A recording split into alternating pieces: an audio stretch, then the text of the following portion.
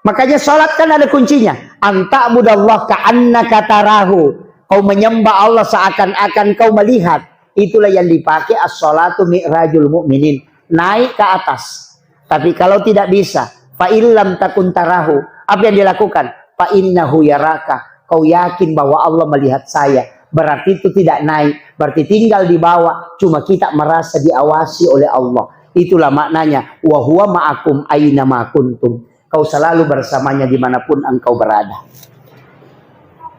Dalil yang kedua, wallahu aqrabu min hablil warid. Allah itu lebih dekat daripada urat leher. Makanya kalau sholat tidak usah naik ke atas. Jangan bilang Allahu Akbar. Naik ke atas setengah mati. Kalau ada anak-anak ribut marah-marah, dia bilang, nah ganggu tidak bisa khusyuk. Padahal biar tidak ribut, anak-anak juga tidak khusyuk. Alasan aja itu.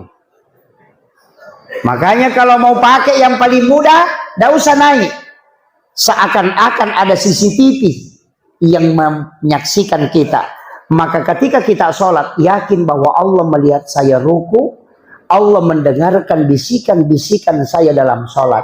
Itulah menghadirkan Allah, bukan naik ketemu. Makanya dua versinya. Anta'budallah ka'annaka tarahu. Sembah dia seakan-akan kau melihat. Tapi kalau tidak bisa, fa innahu yaraka. Yakin dia melihat kamu.